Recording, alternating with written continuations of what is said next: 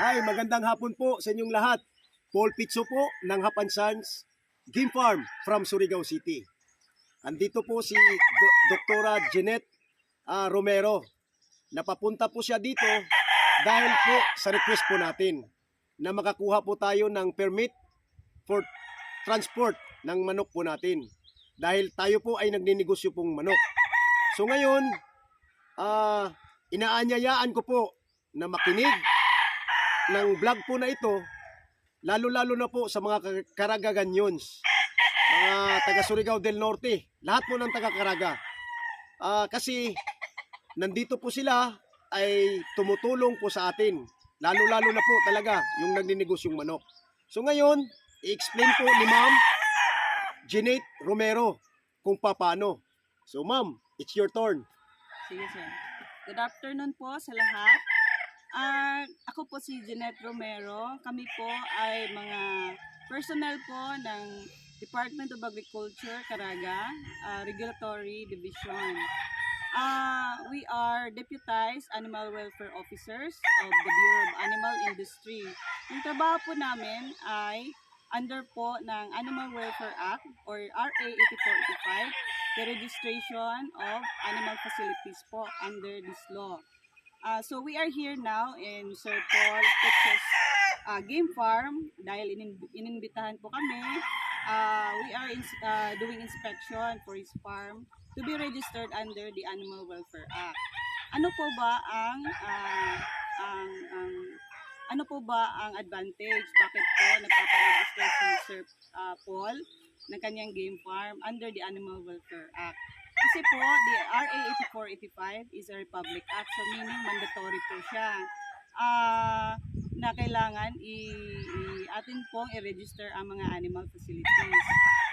Regarding naman po sa advantage ng mga game farm, pag naka-register po kayo sa Animal Welfare Act, meron po kasi tayo mga shipping requirements ang mga game fowls po. So, if ang inyo po mga game farm ay registered po under RA 2485, yung validity po ng inyong AI-free certification, kasi po ito po ay isang requirement para makaship po kayo ng inyong mga game farm to other regions.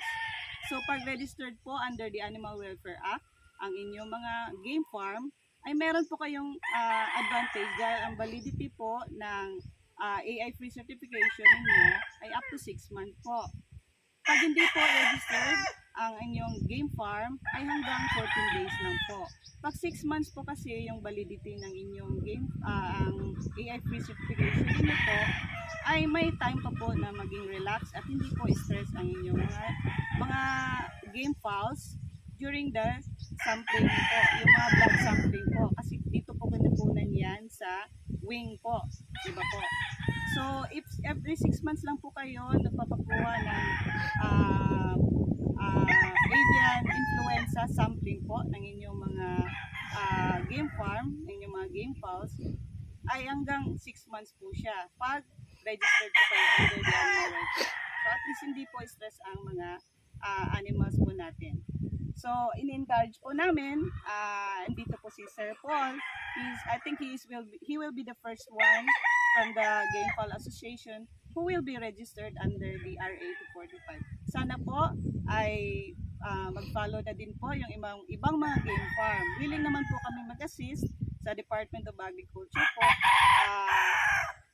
Mag-contact lang po kayo sa amin. Meron kaming i-provide po na mobile number, yung contact number po ng office namin. Ang aming regional office po ay nasa Butuan City po, capital site Butuan City. Sana po ay magpa-register na po kayo. Salamat po. So yun po mga idol. Yung mga member po natin sa Surigao Breeders and Cuckers Club na nagninegosyo pong manok. Marami po tayo dito na nagninegosyo po ng manok sa Surigao City, Surigao del Norte.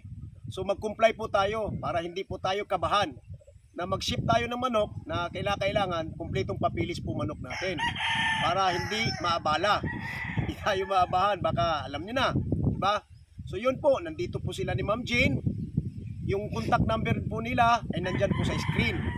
Pero kung gusto niyo pong direkta po sa akin, walang problema para makonect ko po kayo kay Ma'am Jean at saka sa mga Office of the Department of Agriculture. So yan po mga idol. Huwag kayong magalinlangan. Kuha na po tayo para legit po talaga ang negosyo po natin. Kasi yung negosyo po natin, kailangan magkuha tayo ng certification just because para makapag-ship tayo for Visayas at saka Luzon. Yun ang pinaka-importante, lalo-lalo na dito sa ating sa Mindanao. So yun po. Anuhin ko, mga taga Surigao Breeders and Crackers Club, mga taga Caraga na nagninegosyo ng manok, please contact Department of Agriculture, Ma'am Jean Romero. God bless. Good afternoon.